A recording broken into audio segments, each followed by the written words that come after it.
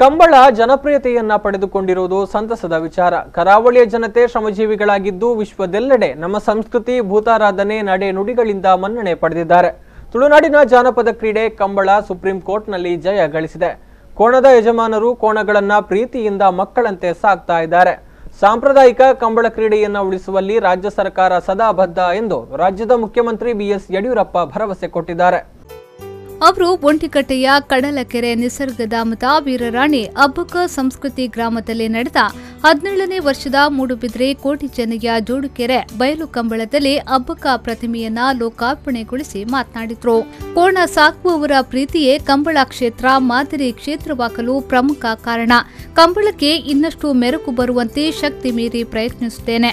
ಮೂಡಬಿದ್ರೆ ತಾಲೂಕು ಮಾದರಿ ತಾಲೂಕಾಗಿ ಅಭಿವೃದ್ಧಿಯನ್ನ ಹೊಂದಲು ಗರಿಷ್ಠ ಅನುದಾನವನ್ನ ಒದಗಿಸುವುದಾಗಿ ಭರವಸೆಯನ್ನ ನೀಡಿದ ಅವರು, ವಿದೇಶಿಯರನ್ನ ಬೆನ್ನಟ್ಟಿದ ದೇಶ ಮೊದಲ ಹೋರಾಟಗಾರ್ತಿ ಅಬ್ಬಕ್ಕ ಅವರ ಹೋರಾಟದ ಕಿಚ್ಚನ್ನ ಬಿಂಬಿಸುವ ಪ್ರತಿಮೆಯನ್ನ ಇಲ್ಲಿ ನಿರ್ಮಿಸಿರುವುದು ಉತ್ತಮ ಕೆಲಸ ಎಂದರು.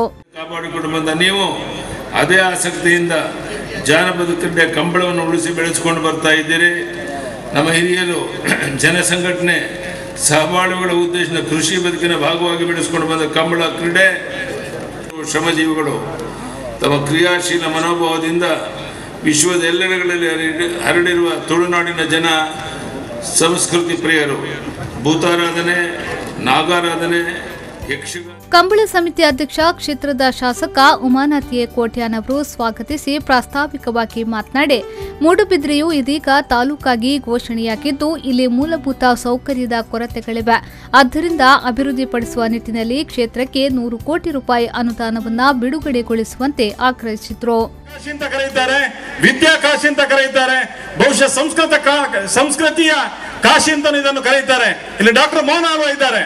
ಇವತ್ತು ಪ್ರಪಂಚದ ಎಲ್ಲ ಕ್ರೀಡಾಳುಗಳನ್ನ ಹಾಗೂ ಸಾಂಸ್ಕೃತಿಕ ರಾಯಭಾರಿಗಳನ್ನ ಇಲ್ಲಿ ಕರೆದು ಮತ್ತು ಸದಸ್ಯರನ್ನ ಮನಸ್ಸಿಗೆ ಇದನ್ನು ತಂದು ನೀವು ಮಾಡಬೇಕಾಗಿದೆ ಸರ್ ಅಂತ ಬಹುಶಃ ಅದನ್ನು ನಾನೊಂದು ವ್ರತವಾಗಿ ಸ್ವೀಕರಿಸಿ ಇಲ್ಲಿ 18 ಫೀಟ್ ಎತ್ತರದ ವೀರರಾಣಿ ಅಬ್ಬಕ್ಕ ದೊಂದಿಡ್ಕೊಂಡು ಹೋರಾಟಕ್ಕೆ ಹೋಗುವಂತಹ ಒಂದು ಕುದುರೆಯ ಮೇಲೆ ಕೂತು ಕಂಬಳ ಕ್ಷೇತ್ರದ ಸಾಧಕ ಮತ್ತು ಪ್ರಧಾನದ ತೀರ್ಪುಗಾರರಾದ ಕೆ ಗುಣಪಾಲ್ ಕಡಂಬ ಅವರನ್ನ ಸಮಿತಿ ಮತ್ತು ಕಂಬಳ ಪ್ರಮುಖರ ಪರವಾಗಿ ಸನ್ಮಾನಿಸಲಾಯಿತು.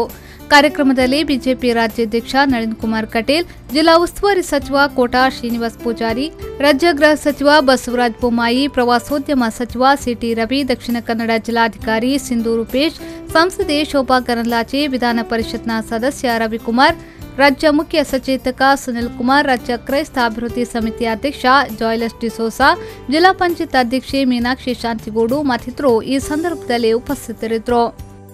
ಪ್ರೇಮಶ್ರೀ ವಿ4 ನ್ಯೂಸ್ 24/7 ಮೂಡುಬಿದ್ರೆ.